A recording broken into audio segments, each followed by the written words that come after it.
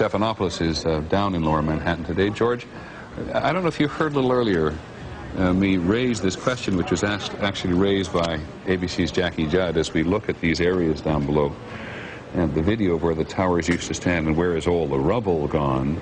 And have you been able to, is there any way you can answer that question? I'm sorry, Peter, I didn't get the question. Okay, I apologize. Jackie Judd and several other people keep asking us, when you look at where the towers used to stand, there is surprisingly so little rubble. Where did all the rubble go? It's a very good question, Peter, and I have asked some people who've been doing some of the rescue and recovery work this morning. If you look behind me, you can see the very remains, the skeletal remains of the World Trade Center. And one volunteer, Robert Gerlinski, explained to me the reason there's so little rubble is that all of it simply fell down into the ground and was pulverized, evaporated. Now, I should say, though, for the last several hours, there's been a steady stream of dump trucks and other very large vehicles carrying out debris, including burned out hulls of cars, the burned out hulls of police cars and others. And that's been going on for several hours now. One of the volunteers I talked to said they've been doing it since about 6 a.m. this morning.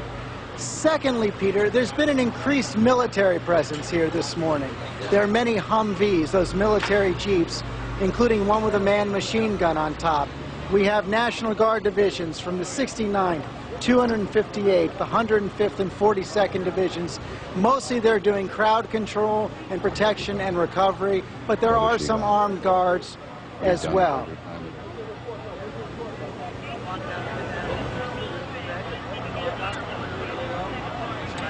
Peter, I apologize. I've lost all hearing here. Well, I did momentarily. Can you hear me, George? If somebody could... Try that again. George, do you hear me?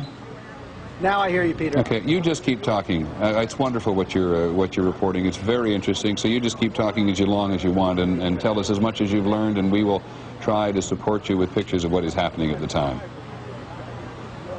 Peter, I'll do the best I can. I think I heard your question, but I'm not really sure, sort of going in and out. Let me just try and describe what's happening here.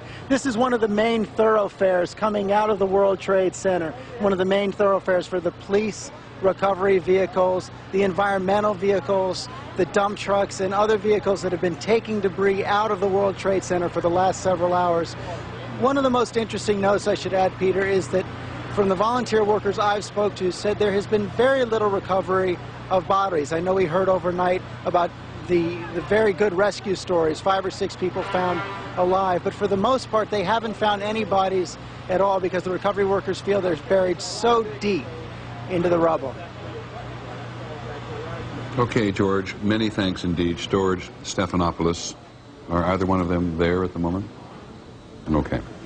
We're waiting to talk at some point. This is George Stephanopoulos answering the question, I hope, for many people who've asked it, about why there is so little rubble on the ground, and we'll reconnect with him as quickly as we can.